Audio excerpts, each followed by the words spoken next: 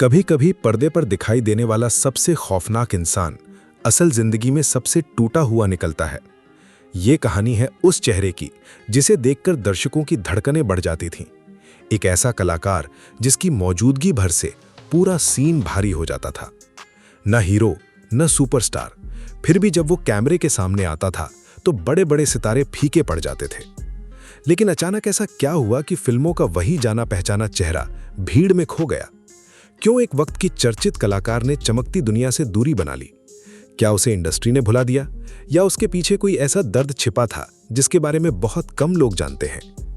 आज हम खोलेंगे उस इंसान की जिंदगी का वो अध्याय जहां तालियों की आवाज धीरे धीरे सन्नाटे में बदल गई, जहां कैमरों की चमक बुझी और एक अभिनेता गुमनामी के अंधेरे में खोता चला गया।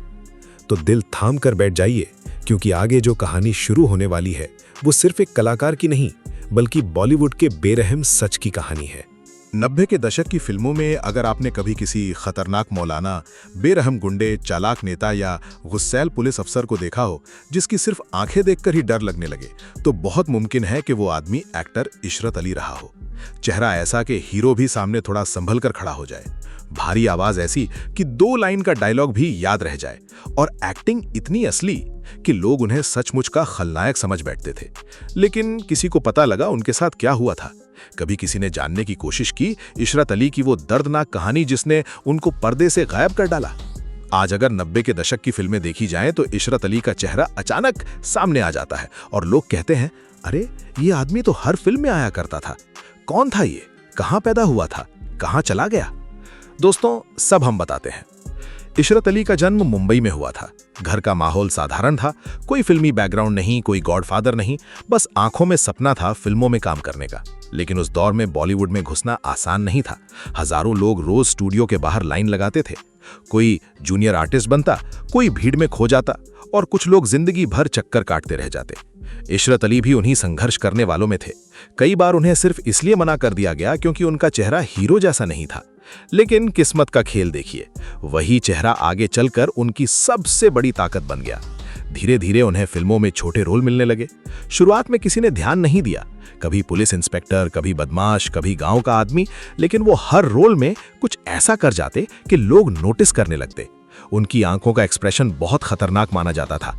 बिना ज्यादा डायलॉग बोले भी वो डर पैदा कर देते थे। 90 का दशक आया और इशरत अली की किस्मत खुलने लगी। उस दौर में बॉलीवुड में बड़े बड़े विलन राज कर रहे थे।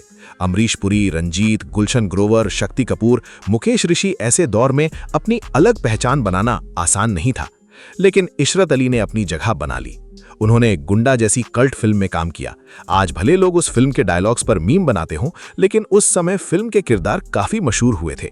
इशरत अली का चेहरा उस फिल्म में भी अलग नजर आया। फिर आई गदर, एक प्रेम कथा। सनी देओल की इस फिल्म ने पूरे देश में तूफान ला दिया था। लोग ट्रैक्टर भर भर कर फिल्म देखने जा रहे थे। इसी फिल्म में इशरत अली ने काजी का रोल निभाया था। रोल बहुत लंबा नहीं था, लेकिन उनका चेहरा और अंदाज लोगों को याद रह गया। उस दौर में गदर का हिस्सा बनना ही किसी कलाकार के लिए बड़ी बात थी। गदर के डायरेक्टर उस समय ऐसे कलाकार खोज रहे थे जिनके चेहरे में रियल देसीपन और खौफ दिखे। इसी दौरान इशरत अली जैसे कैरेक्टर कलाकार की जरूरत पड़ी।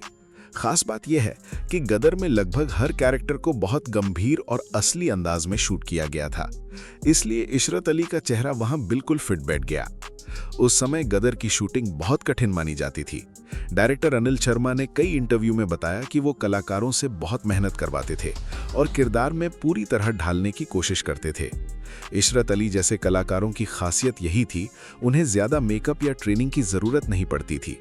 उनका चेहरा और बॉडी लैंग्वेज खुद ही किरदार बना देती थी। गदर रिलीज हुई तो इशरत अली का चेहरा भी लोगों के दिमाग में बैठ गया। भले लोग उनका नाम नहीं जानते थे, लेकिन कहते थे, अरे वही काजी वाला आदमी। उन्होंने कच्चे धागे, सरकार, दिल तेरा दीवाना, हकीकत और यलगार जैसी कई फिल्मों में छोटे मगर असरदार रोल किए। खास बात यह थी कि चाहे रोल 5 मिनट का हो, इशरत अली उसे पूरी ईमानदारी से निभाते थे। यही वजह थी कि डायरेक्टर उन्हें बार बार बुलाते थे। टीवी की दुनिया में भी उन्होंने काम किया। उस दौर में टीवी सीरियल्स तेजी से लोकप्रिय हो रहे थे और इशरत अली वहां भी अपने दमदार व्यक्तित्व की वजह से अलग दिखाई देते थे। लेकिन बॉलीवुड की चमन जितनी तेज होती है, उसका अंधेरा उतना ही डरावना होता है। 2000 के बाद फिल्मों का दौर बदलने लगा। पुराने किस्म के विलेन गायब होने लगे। अब सूट बूट वाले स्टाइलिश विलेन आने लगे थे। गांव, कस्बे और देहाती किरदार कम होने लगे। ऐसे में इशरत अली जैसे कलाकारों के लिए काम कम होता गया। धीरे धीरे फोन आना बंद हो गए।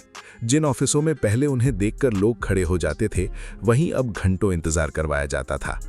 कई बार उन्हें सिर्फ देखेंगे कहकर लौटा दिया जाता। नए नए कास्टिंग डायरेक्टर आ गए जो ऐसे महान कलाकारों से अभिनय की रिकॉर्डिंग मांगने लगे। यही वो समय था जब इशरत अली का मन फिल्मी दुनिया से टूटने लगा। कहा जाता है कि धीरे धीरे जब उनका करियर बर्बाद कर दिया गया तो इशरत ग्लैमर की दुनिया छोड़कर इस्लामिक शिक्षा की तरफ झुक गए। उन्होंने धार्मिक जीवन अपनाना शुरू किया। कुछ रिपोर्ट्स में बताया गया कि वो लोगों को इस्लाम की बातें समझाने लगे थे, धार्मिक सभाओं में जाते थे और सादा जिंदगी जीने लगे थे। जिस आदमी ने जिंदगी भर कैमरे, शूटिंग और ग्लैमर देखा हो, उसका अचानक इस तरह साधारण जिंदगी में लौट जाना लोगों को हैरान करता था। लेकिन शायद इशरत अली बॉलीवुड की बेरुखी से थक चुके थे। बॉलीवुड में सबसे ज्यादा दर्द उन कलाकारों को मिलता है जो पहचाने तो जाते हैं लेकिन याद नहीं रखे जाते। इशरत अली उन्हीं कलाकारों में से एक थे। उन्होंने 100 से ज्यादा फिल्मों और टीवी प्रोजेक्ट्स में काम किया, लेकिन कभी वो स्टारडम नहीं मिला जिसके वो हकदार थे। जब भी वो स्क्रीन पर आते थे, सीन में जान डाल देते थे। फिर भी उनको कोई बड़े अवार्ड नहीं मिले, मैगजीन के कवर पर चेहरा नहीं छता। लेकिन यही बॉलीवुड का सच है। यहाँ कुछ लोग इतिहास बन जाते हैं और कुछ लोग इतिहास के पीछे छूट जाते हैं। इशरत अली दूसरे वाले कलाकार थे। बेहतरीन कलाकार, दमदार चेहरा, यादगार स्क्रीन प्रेजेंस, लेकिन अंत में गुमनामी। और शायद यही उनकी कहानी को इतना दिलचस्प भी बनाती है और दुखद भी। दोस्तों, अगर आपको ये कहानी सोचने पर मजबूर कर गई हो, अगर आपको भी लगता है कि कई बेहतरीन कलाकार वो सम्मान नहीं पा सके जिसके वो हकदार थे, तो इस वीडियो को ज्यादा से ज्यादा लोगों तक जरूर पहुंचाइए।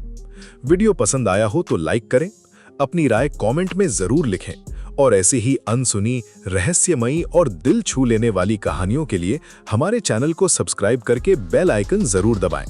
मिलते हैं अगली एक और चौंका देने वाली कहानी के साथ।